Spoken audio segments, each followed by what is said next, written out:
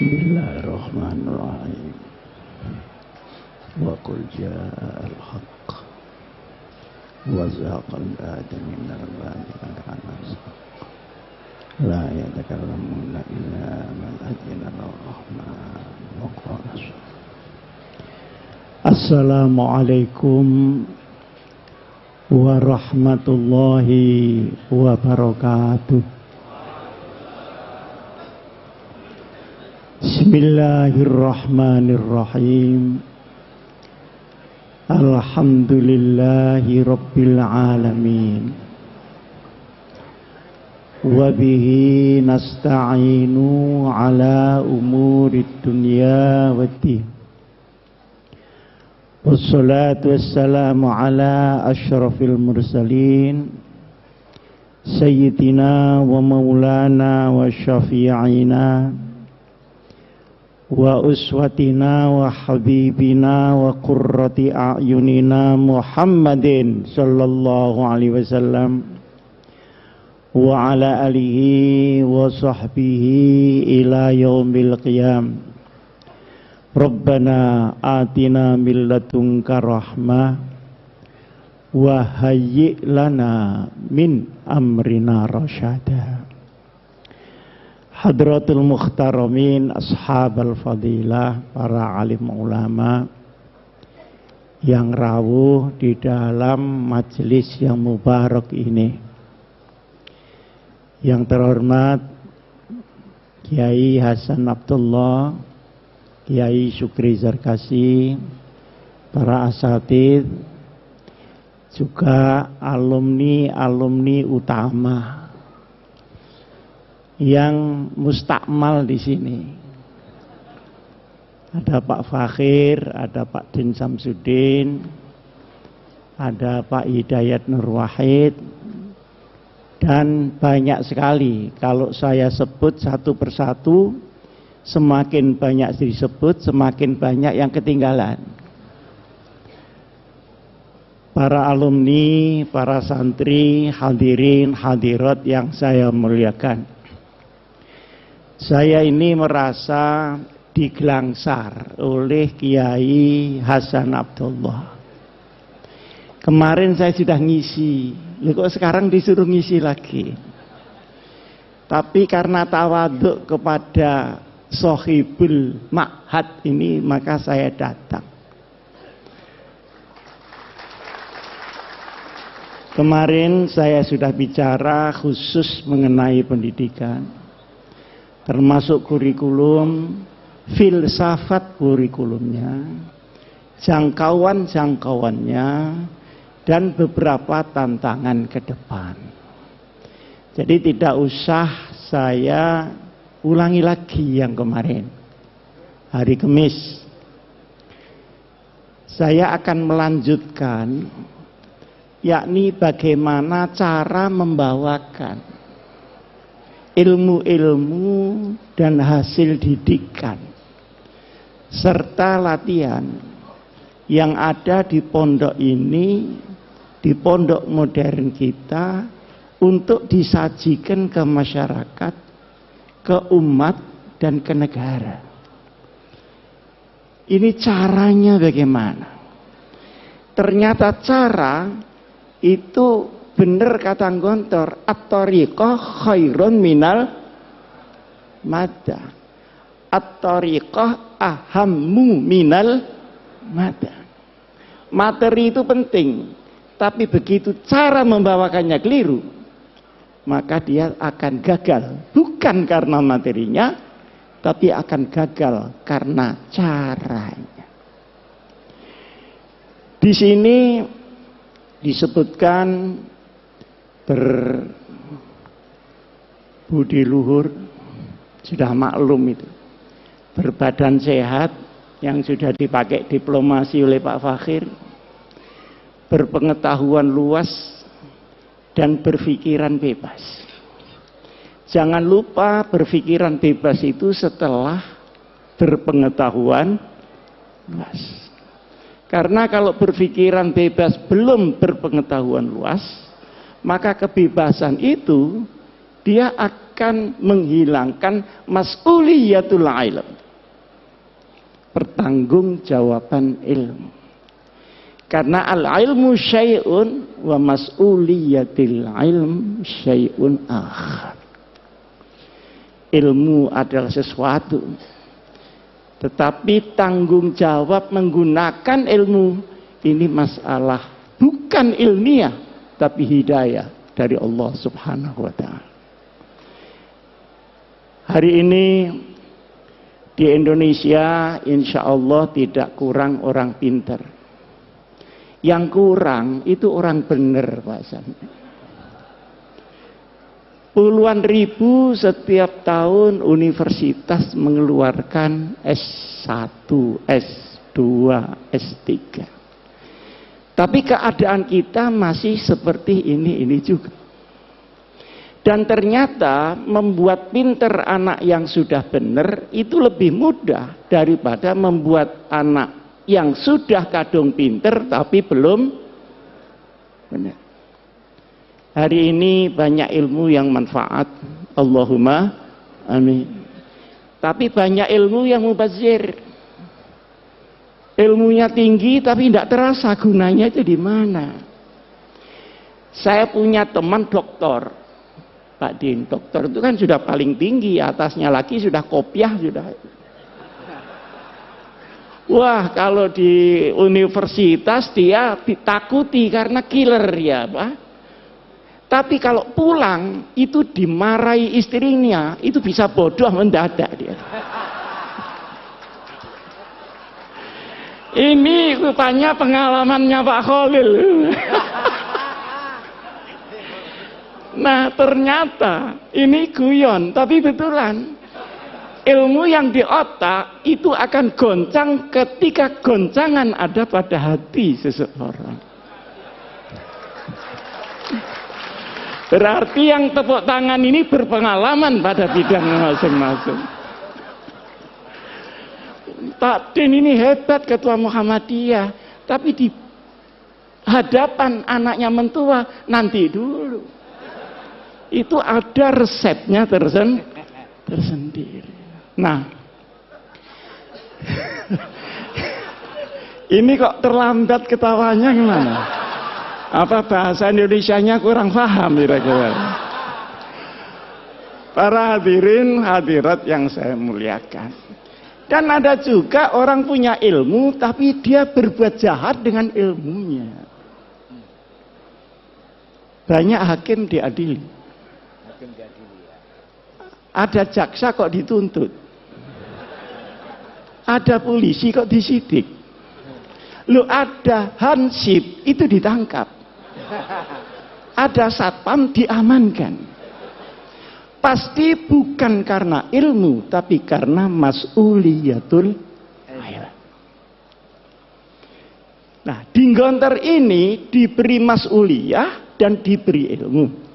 Tetapi ilmu yang diberikan itu berkali-kali disampaikan oleh Pak Zar, oleh Pak Sahal. Kamu pulang saya hanya bekali kuncinya ilmu. Belum ilmunya itu sendiri. Memang iya, yang diajarkan bahasa Arab ini baru alat untuk mencari sesuatu yang lain.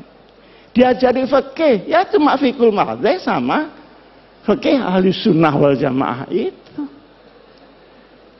Untuk bekal ibadah, mau pingin lebih tinggi, pakai kunci itu. Yang kemarin saya sampaikan menarik adalah di Gontor mulai diajari pemikiran qauli menjadi pemikiran manhaji di dalam syariat Nabi besar Muhammad sallallahu alaihi wasallam. Itu juga kunci untuk kamu membuka sekian banyak hal-hal yang berserakan di dunia ini. Jadi kalau keluar dari Gontor terus diem, itu berarti dia mbak kunci saja kemana-mana. Mesti mungkin dia mau jual kunci atau tukang kunci. Apa ada di antara yang tepuk tangan ini buka warung kunci palsu? Jadi kuncinya harus segera cari lemari. Ketika itu Pak Zarkasi belum membayangkan ada Universitas Darussalam. Jadi ngitungnya anak kelas 6 berarti aliyah selesai. Belum sampai jamiah, belum sampai memikirkan doktor, belum sampai memikirkan magister. Tapi kunci berkali-kali disampaikan. Nah, kunci ini lemarinya adalah pendidikan yang lebih tinggi. Tapi gudangnya adalah masyarakat. Keilmuan itu bagian dari kehidupan, bukan kehidupan itu yang bagian dari keilmuan. Buktinya tadi ada dokter yang hilang nyalinya karena disentak oleh bojonya masing-masing. Ini supaya dicatat menjadi mahfuzat.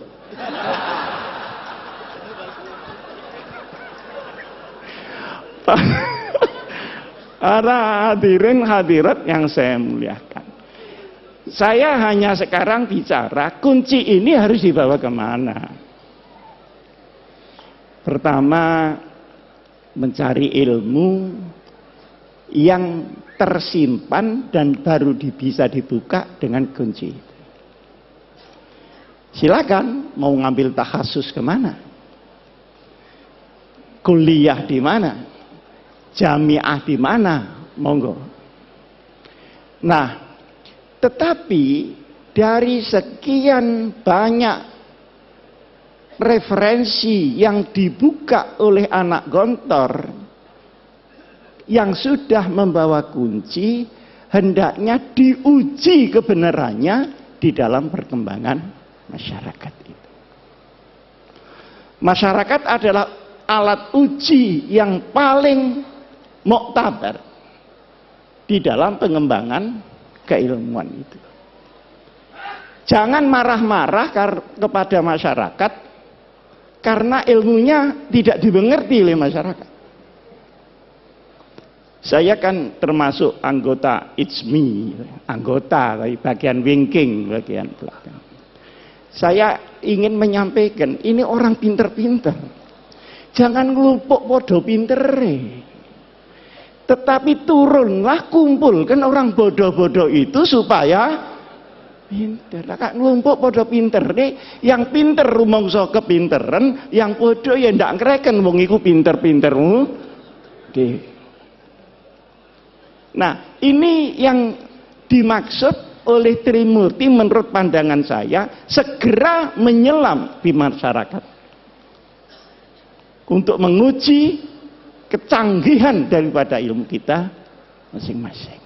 Nah, masyarakat kita sekarang ini berbeda dengan masyarakat pada waktu masih sugengnya Trimurti. Pada waktu saya masih mondok di sini, keadaan masyarakat itu sederhana.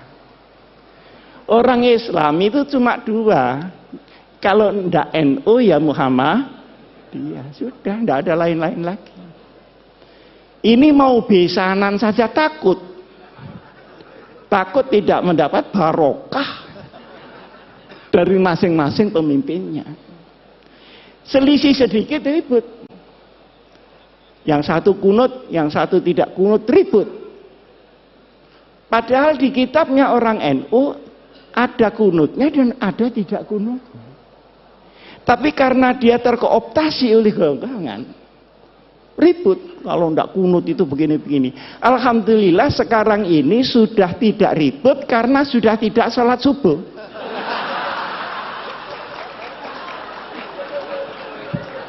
Jadi problemnya sudah kelewat. Dulu Pak Dian waktu saya masih habis dari Gontor pulang, beda hari raya itu berkelahi Pak. Takut ini puasanya dosa segala macam. Padahal yang selisih Muhammadiyah sama NU Ini kan cuman tanggalnya, kan bukan hari rayanya. Bener apa enggak? Betul. Nah, kalau dibetulkan pengasuh sahih sudah. Yang beda itu tanggalnya. Kalau sholatnya ya itu Allahu Akbar sekian kali takbirnya ya sama. Loh kenapa tanggalnya kok enggak sama? Ngitungnya enggak sama. Kalau NU itu harus kelihatan tanggalnya dan itu perlu 2 derajat di atas ufuk. Muhammadiyah pokok sudah istimewa selesai lah. Ada apa mesti diinceng itu? Apa tamu dia? Lah yang nginceng ini ya enggak mau disalahkan. Karena Rasulullah Shallallahu Alaihi Wasallam itu nginceng. Sampai saya ketika itu Pak Din belum jadi ketua Muhammadiyah. Jadi ketika itu ketua Muhammadiyahnya Pak Syafi'i Ma'arif. Saya diundang oleh Pak Yusuf Kalla. Marah-marah Pak Yusuf Kalla ini. Ini gimana NU sama Muhammadiyah? Masa enggak bisa jadi satu hari rayanya itu? Repot masyarakat kalau begini. Saya tanya, caranya bagaimana Pak? Ya kompromi lah. Caranya, dengan Pak Den ya, maaf, dengan Pak Den. Katanya Pak JK, bagaimana kalau Muhammadiyah turun 1 derajat? NU-nya naik 1 derajat. Oh, kalau begitu langsung cash and carry saja. Ini fikihnya pedagang itu di sini.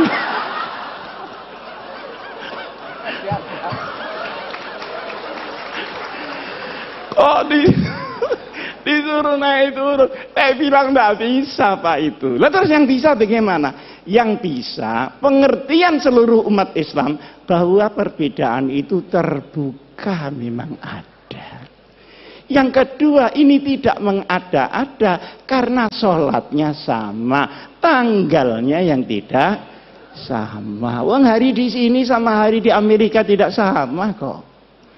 Kita berangkat dari Jepang, dari Narita itu ya Pak Akhir, itu Jumat sore, sampai di California itu Jumat pagi. Ini sembahyang Jumat lagi apa tidak? Kalau sembahyang Jumat lagi kok sregep banget gitu loh. Sregep banget.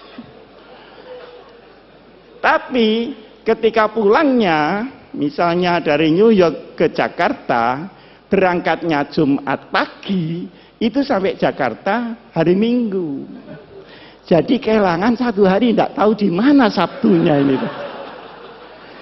Jadi soal tanggal itu sudah biasa-biasa saja lah soal tanggal.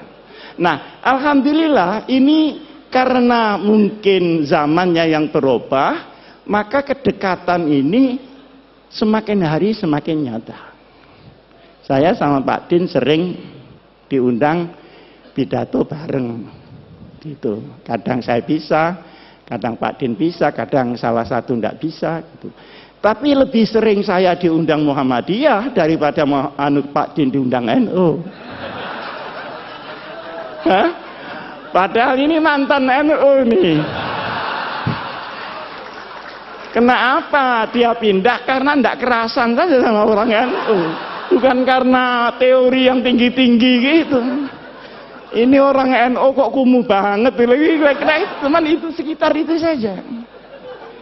Nah, masalahnya adalah sekalipun NU Muhammadiyah ini berbeda di dalam furu, bahkan Ibnul Furu ya. Tetapi wawasan keumatannya sama, wawasan kenegaraannya sama. Karena Hadratus Syekh Kiai Hasyim Asy'ari ikut mendirikan republik. Kiai Ahmad Dahlan ikut mendirikan republik. Pahlawan nasional ada di 2 belah pihak. Tahu jerih payahnya bagaimana membawa Islam di tengah kebinekaan yang luar biasa itu. Maka sabar. NU sama Muhammadiyah itu sabar. Cuman NU itu sama Muhammadiyah menurut saya itu sepasang sandal.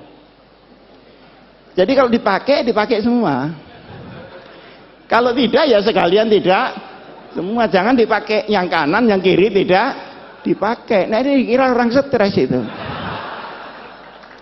Orang NU suruh bikin universitas rapi seperti Muhammadiyah. Sulit Pak. Tapi rahasia, jangan ngomong-ngomong orang. Tapi orang Muhammadiyah suruh ngurusi orang macul yang sehari-hari tidak ngerti apa-apa. Sehingga dia musyrik menjadi muslim. Enggak sabar juga Pak. Nah, bertemunya ini banyak yang tidak suka. Oleh karenanya, maka wawasan keagamaan, wawasan keumatan, wawasan kebangsaan dan kenegaraan tidak boleh dirobek oleh kepentingan apapun juga. Ini pertama. Sekarang yang kedua. Pandangan-pandangan kaum muslimin terhadap negara Indonesia ini baru selesai setelah berpikir 40 tahun. Waktu tahun 1945 kita merdeka. Nah, setelah itu umat Islam berbagai macam pandangan Indonesia ini diapakan dan disestempel apa. Maka ada yang keras, harus pakai stempel Islam. Nah, keras ini melalui beberapa pendekatan. Ada yang pendekatan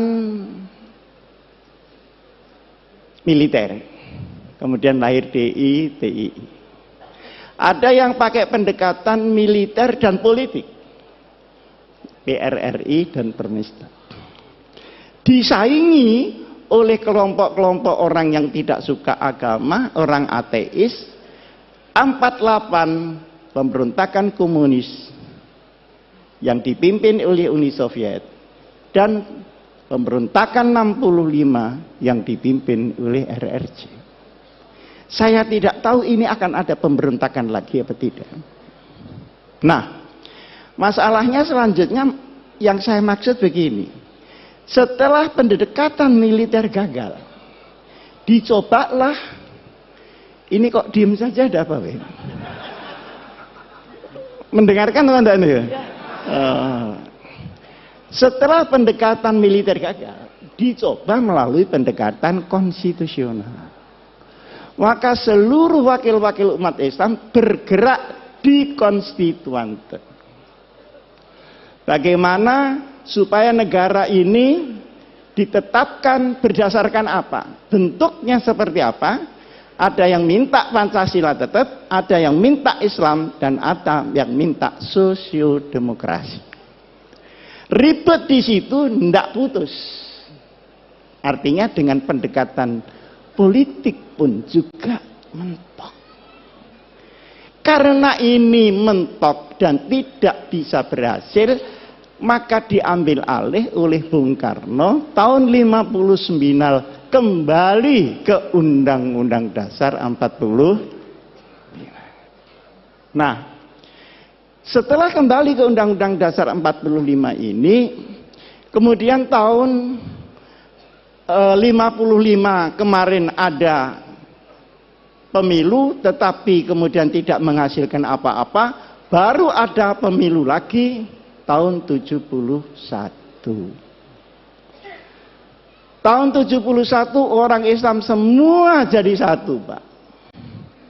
Yang Pak Idham, yang Pak Muhammad Nasir, yang Pak Kasman Singotimojo, yang Pak Nurholis Majid, yang Gus Dur, semua bersatu membela satu partai bersama, namanya Partai Persatuan.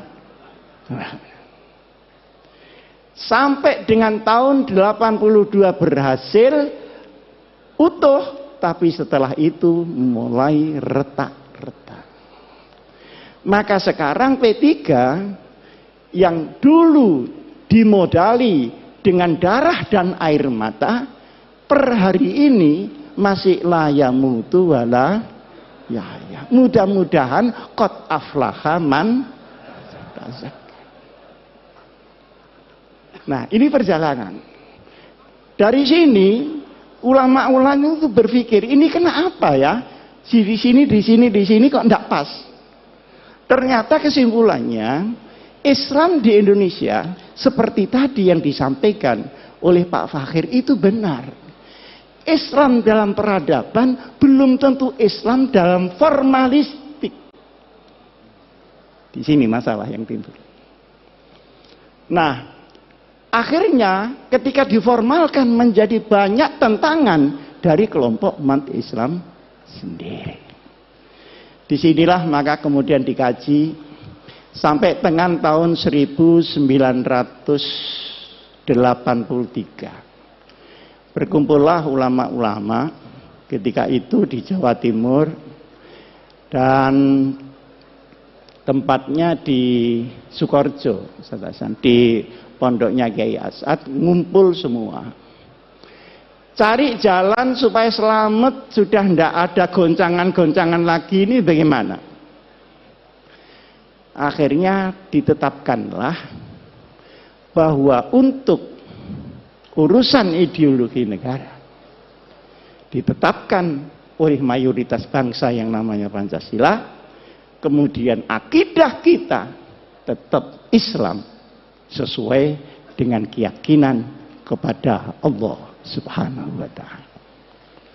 Ini baru selesai tahun 84. Pendekarnya ketika itu mungkin banyak orang tidak tahu.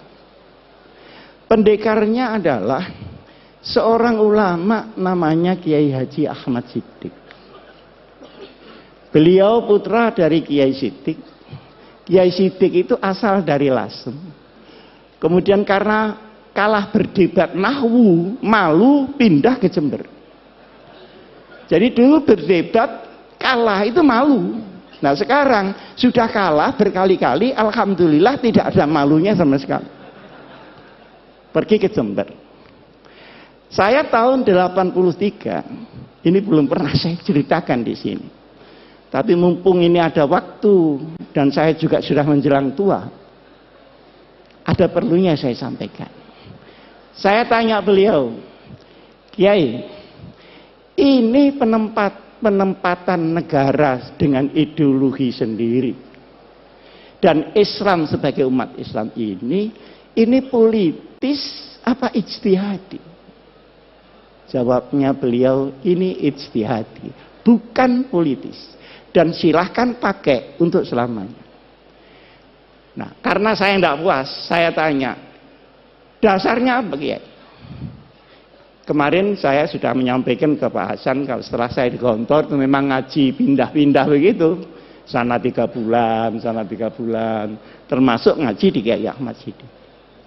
Dibukakanlah oleh Kiai Ahmad Siddiq Mitsaqul Madinah. Perjanjian Madinah. Iki sing bahasa Jawa. Iki si sadurunge kowe takon wocon dhisik iki. Mitsaqul Madinah. Pada tahun kedua dari hijrah Nabi besar Muhammad sallallahu alaihi wasallam. Nah, setelah saya baca, ya saya bisalah baca, wong lulusan kantor masa enggak bisa bahasa Arab. Bisa saya baca.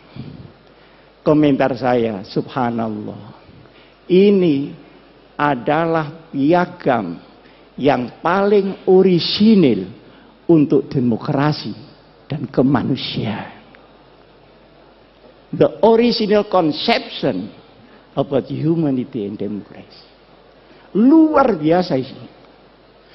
Ketika itu saya membaca, tidak saya apalkan karena memang bukan mahfudot. Tapi saya masih ingat poin-poinnya. Poin yang pertama, ukhuwah bainal muslimin. Oh, kenapa ya kok tidak ukhuwah Islamiyah ya? Ternyata kalau Islamiyah itu mesti ukhuwah Pak Fakhir. Yang ruwet ini kan musliminnya.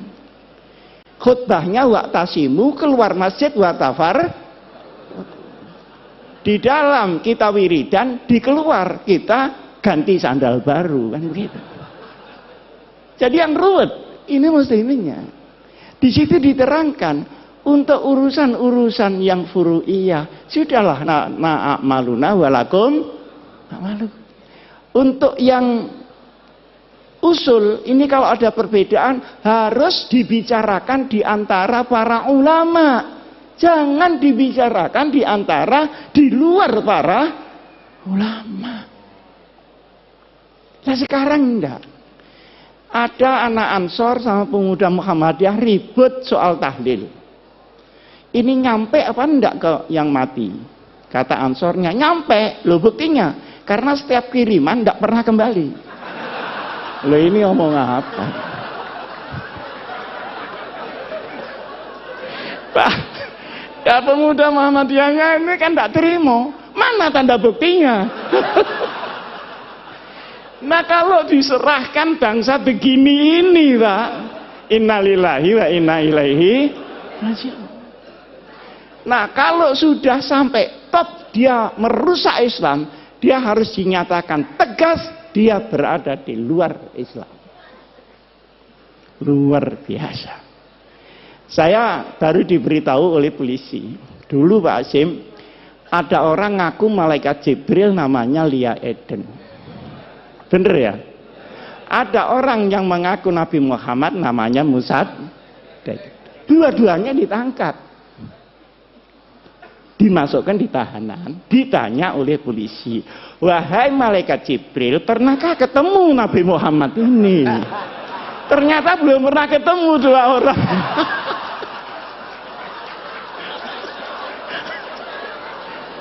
Lah kalau sudah sampai ini Pak, ya sudah, harus tegas, tidak usah ragu-ragu. Saya juga menyampaikan sama Al-Mukarram, Bapak Menteri Agama, sudah jangan ragu, katakan itu bukan Islam.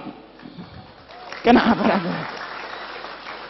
Tapi ini jangan cuma ditepuk tangan itu. Maksud saya, yang lain-lain itu ikut mendorong lah. Supaya ada pride. Karena yang menghadang pun juga sangat banyak. Yang kedua, ukhuwah bainal adyan. Mana yang bisa dikerjasamakan dengan luar Islam, mana yang tidak. Itu jelas sekali. Sehingga rahmatan lil alamin memang melampaui rahmatan lil muslimin. Urusan yang tidak syariah sudah. Bikin got bareng bangunan, tidak apa-apa. Tapi kalau urusan yang syara, yang akidah, ya lakum dinukum, itu ada tuntunannya Pak. Dan itu disusun langsung Rasulullah Shallallahu Alaihi Wasallam. Nah sekarang ini kalau benci kelewat benci, tidak membedakan mana asyaduhum adawatan atau akrobahum mawaddatan, zimmi dan harbi disamakan. Tapi kalau sudah kadung kepingin demokrasi, tahlilan di gereja, itu kurang tempat apa bagaimana? Seperti orang Kristen, tidak usahlah disuruh Jumatan, nanti sandalnya hilang. Saya kan sering dicemooh sama orang Kristen. Gimana orang Islam itu? Uang ibadah kok sandalnya hilang? Ya mesti saja karena sandalnya tidak dipakai. Nah sampeyan sepatunya dipakai. Jadi yang hilang ya tidak sepatunya, tapi sepeda motornya yang di luar itu yang hilang. Jadi yang seperti disampaikan oleh Pak Din tadi sajalah al-hanifiyatus samkhah, itu pas sudah itu. Ini jangan diumek-umek lagi gitu maksud saya. Nah, kemudian yang menarik lagi, untuk qabilah-qabilah di luar hukum syariat dipersilahkan untuk menggunakan kebiasaannya masing-masing. Ini saya belajar usul fikih di sini juga begitu Pak Hasan. mabadi awaliyah. Itu belum mabadi akhiriyah loh. Masih mabadi awaliyah, tetap kunci. Nah itu digawa diintil-intil tak garut apa-apa kunci. Bab mabadi awaliyah. Di situ kan ada al-ahdah muhakkamah. Tapi yang muhakkamah yang bagaimana? Tentu yang tidak khilafis syar'i. Ma warada fi syar'i mutlaqan wala dhabita lahu wala fil lughah yurja'u ilal 'urf. Berarti ada status di dalam adat sepanjang dia menjadi al-'urf yang tidak muta'arif. Ini kan sangat jelas. Nah sekarang ini semua diubah, yang lunak terlalu lunak, yang keras kekerasan. Semua yang lain dirinya dibilang kafir, masuk neraka. Neraka semua masuk neraka, surganya cuma dia aja. Lu kok tidak takut masuk surga sendirian? Yang arduhat samawati wal gini-gini ini bagaimana? Nah, ada lagi yang kita merasa bahwa itu bukan Islam, sering kali ya, tetapi sesungguhnya itu pilar di dalam Islam, adalah kepastian hukum. Innallaha ya'murukum an tu'addul amanati ila ahliha. Tu'addul amanati ini untuk Pak Hidayat Nur Wahid, untuk politisi-politisi, supaya membawa amanat rakyat. Jangan 5 tahun sekali datang ke rakyat terus tidak tahu lagi, menunggu 5 tahun lagi. Ini yang tidak tepu, ini mesti pendaftar. Nah, kalau idza hakamtum, ingat bainan nas bukan bainal muslimin, antahkumu bil adl. Penegakan hukum ini harus sama rata sama rasa.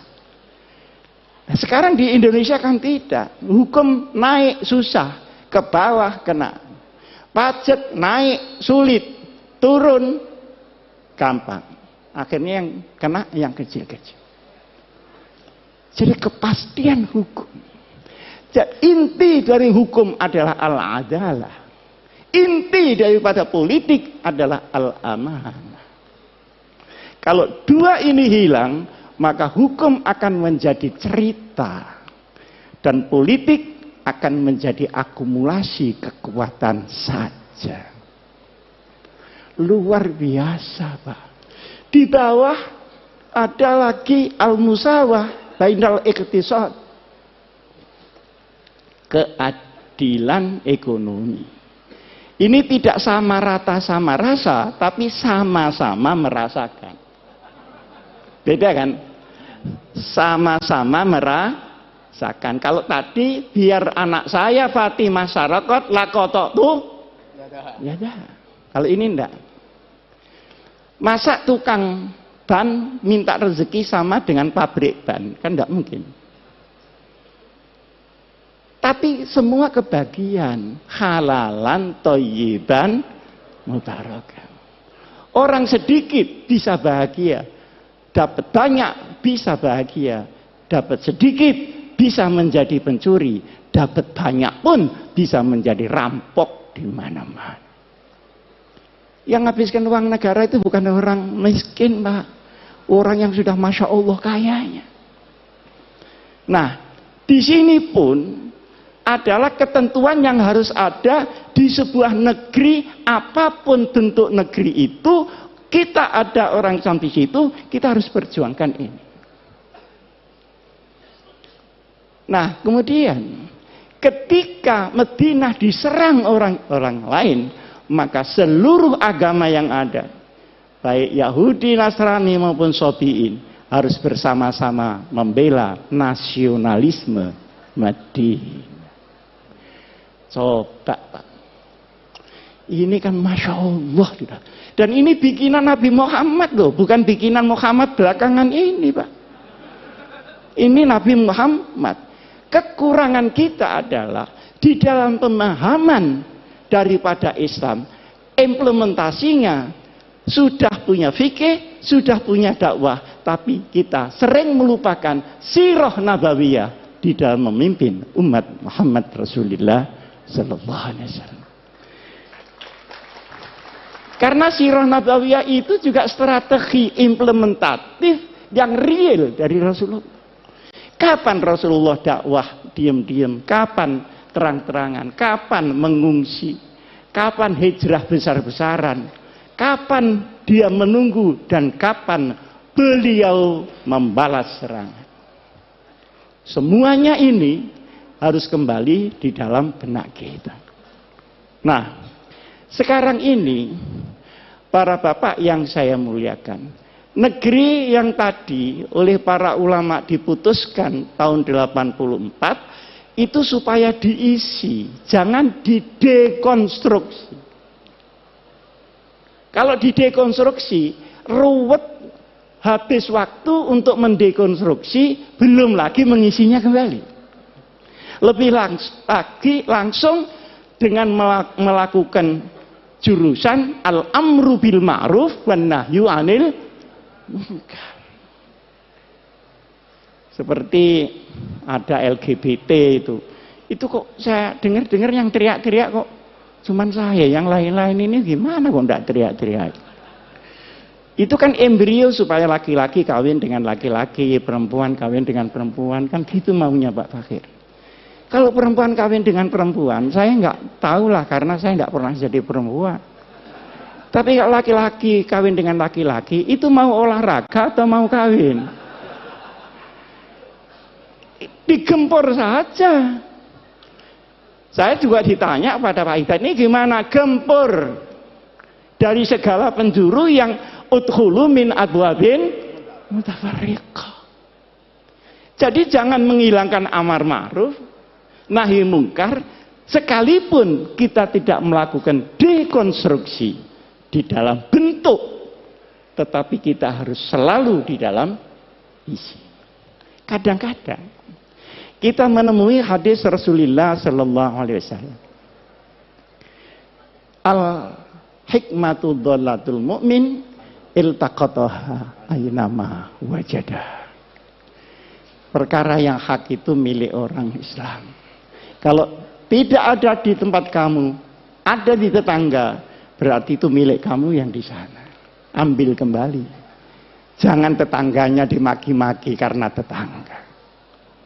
Kalau bapak-bapak pergi ke Jepang, pergi ke Taiwan, pergi ke Korea, Masya Allah, perlindungan konsumen, perlindungan jual beli, kualitas. Nah ini ada saksinya Pak Fakhir, dilindungi oleh undang-undang. Jadi kalau kita ke Taiwan, kehilangan koper di bandara, pasti kembali. Karena mengembalikan itu biaya negara, dan tidak mengembalikan adalah kriminal. Loh, bukankah sepotong ini juga Islam? Seperti di Jepang, itu kalau ada toko malsu kualitas, langsung ditutup Pak. Jadi wailun lil mutaffifin, itu kok jalan di sana, ndak jalan di sini. Sementara kita, ini kalau beli makanan, keliru terus Pak. Buah-buahan katanya manis, tapi kecut. Saya beli di Jalan Surabaya Pak Din, itu lampu. Lampu itu yang kuno, itu harganya mahal. 2,5 juta. Kalau yang baru itu cuma 650. Saya bilang saya minta kuno Pak. Oh iya Pak Ji, ini tinggal satu yang kuno. Setelah diberikan saya ternyata baru kan kelihatan baru cetakan itu. Loh Pak, ini baru Pak, bukan kuno. Aduh sampean nih kok rewel. Sampean biarkan saja. Lama-lama kuno sendiri. Mati.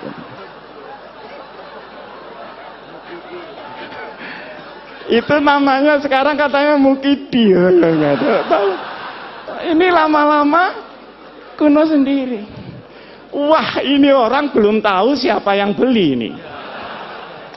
Akhirnya Saya bayar 650. Loh, takji kurang ini. Ya kurangnya nanti kalau sudah kuno.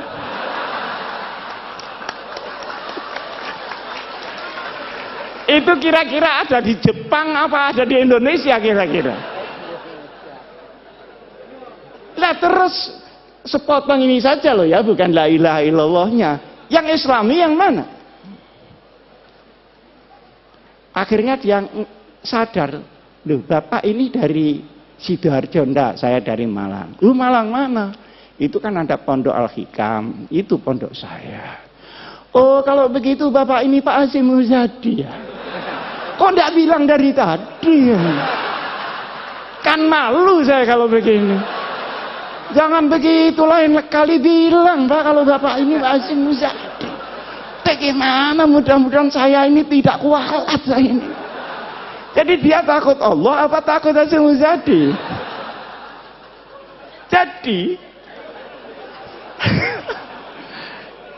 Jadi akhirnya saya itu mikir, ini kenapa ya begini? Pak Fakir kan sebentar lagi menjadi Menteri Luar Negeri, Allahumma. Masa naibul fa'il terus? Lama-lama ini bagaimana ya kok begini? Jadi ternyata setelah kesana kemari, ilmu saya itu ya ilmu keluyuran saja, itu kan ilmu yang berat-berat. Oh kalau begitu, lau anna ahlal qura amanu wattaqau. Itu ahlal quronya bukan kuronya, Pak. Jadi kita tidak usah bulet perkara kuro, tapi ahlal amanu wattaqau. Fafatahna alaihim.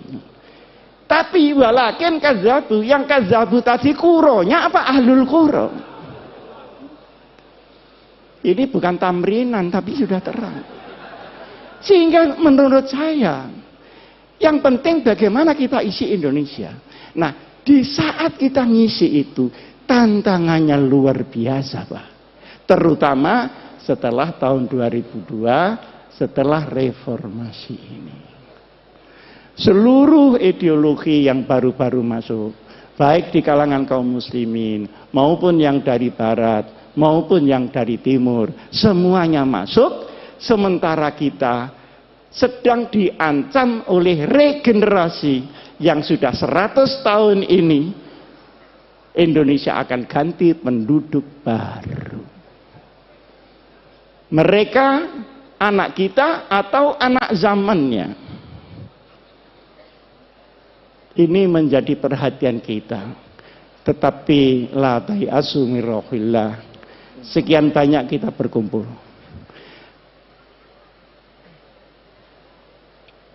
Hum ya'lamuna kama ta'lamun wa tarjuna minallahi ma la yarjun. Oke, mari kita berjuang mengisi Indonesia ini. Berhadapan dengan yang merusak. Tetapi yakinlah kalau mereka sakit, kita pun sakit. Tapi kita punya Allah, mereka belum tentu mempunyai Allah Subhanahu wa taala. Aqulu qouli hadza wa astaghfirullah li wa lakum. Wassalamualaikum warahmatullahi wabarakatuh.